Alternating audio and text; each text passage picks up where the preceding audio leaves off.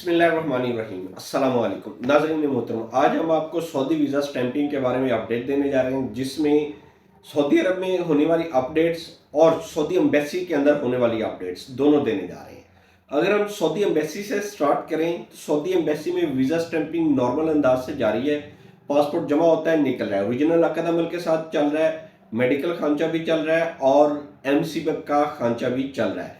Visa stamping में किसी भी किस्म के कोई मसाइल नहीं है। सिमिलरली अगर इस्लामाबाद एम्बेसी की बात करें तो इस्लामाबाद एम्बेसी में भी वीज़ा स्टैंपिंग नॉर्मल अंदाज में जारी है। दोनों एम्बेसीज में ऑब्जेक्शन रेशो पहले की निस्बत ज़्यादा है। पासपोर्ट के ऊपर ऑब्जेक्शन ज़्यादा लग के आ रही है और स्पेशली मेडिकल ऑब्जेक्शन और नेवटेक ऑब्जेक्शन ये सर फहरिस्त है।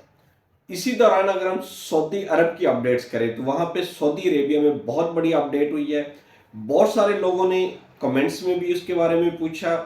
आज उनको हम बताने जा रहे हैं कि सऊदी अरेबिया में जो वकाल साइके खास और अमल मंजली इसमें परेशानी आ रही थी, मुसानद सिस्टम के ऊपर मसला आ रहा था, वो हल हो चुका है।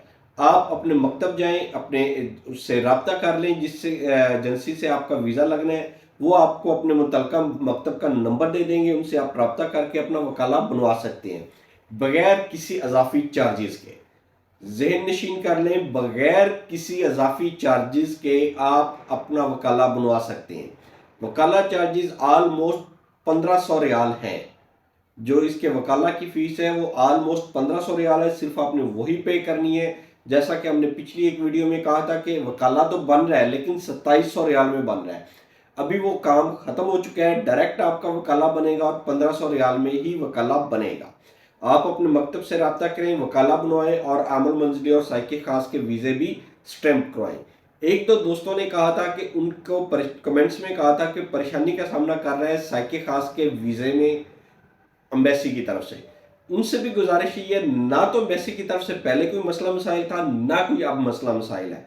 मसला मसाइल आपके एजेंट्स ने आपसे गलत बयानी की थी, आपको ई नंबर तो दे दिया था लेकिन आपका वकाला मुकम्मल नहीं हुआ था।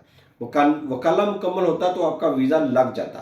जिस आदमी का पहले भी वकाला मुकम्मल था, एम्बेसी में पासपोर्ट जाता था, बगैर किसी परेशानी के वो वीज़े स्टैम्प हो रहे थे।